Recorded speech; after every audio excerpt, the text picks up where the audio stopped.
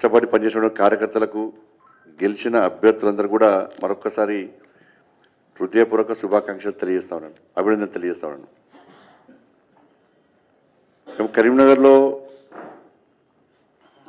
ఒక లక్ష్యాన్ని ఎంచుకొని ఈ ఘన విజయాన్ని సాధించడం జరిగింది. మ్యాజిక్ ఫిగర్ దాటినాం ఆల్రెడీ మేము.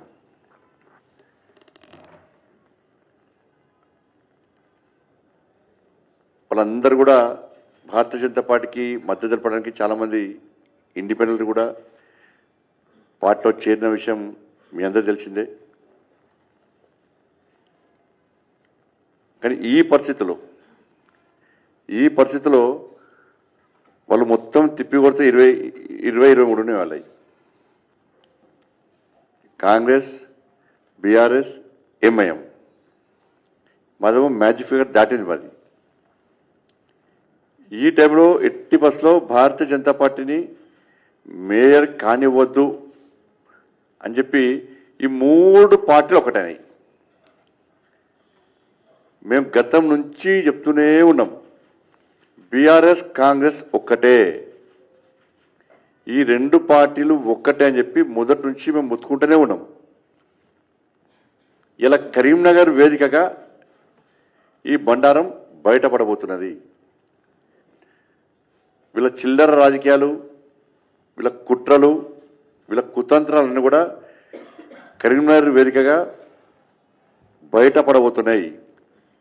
వీళ్ళ దిగజాడు రాజకీయాలు ప్రజలు గమనిస్తున్నారు. ఇలా బీఆర్ఎస్ పార్టీ, కాంగ్రెస్ పార్టీ ఈ 2 పార్టీల నాయకులు రహస్య చర్చలు కాదు, బహిరంగ చర్చలు జరుపుకుంటున్నారు కరీంనగర్లో. బీఆర్ఎస్ పార్టీ సాక్షాత్తు ఎమ్మెల్యే ఏమంటుండంటే, నాకు రాష్ట్ర ముఖ్యమంత్రి గారు ఫోన్ చేశారు, బీజేపీని అడ్డుకుందాం, మన కాంగ్రెస్తో కల్వాస్ వస్తుందని చెప్పి బహిరంగంగా చెప్పే పరిస్థితి వాళ్ళ కార్పొరేటర్లకు, గెలిచిన కార్పొరేటర్లకు.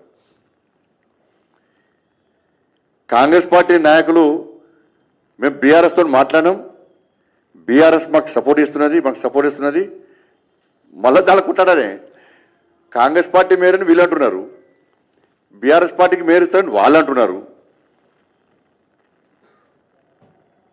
ఇందులో ఏమేం పార్టీ చెప్తున్నది, మీరు ఇద్దరు ఉంటాడుకోకూరి మేయర్ మాకేరని వాళ్ళు అంటున్నారు. కాబట్టి వీళ్ళ యొక్క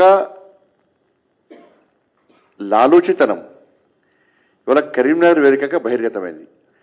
3 పార్టీలు ఒకటనే. ఇలా ఎంఐఎం పార్టీ 8 సీట్ల నుంచి దాదాపు 3 సీట్లకు వచ్చేది. ఇలా బీఆర్ఎస్ కాంగ్రెస్ పార్టీ కలిసి కరీంనగర్లో మీరు ఏ విధంగా మేయర్ను సాధిస్తారో చెప్పాలి. మీకున్న సంఖ్య ఎంత, మీరు ఎట్లయితారు? ఎక్స్ అఫీషియో అన్నారు, ఎన్నికల కమిషన్ క్లారిటీ ఇచ్చింది.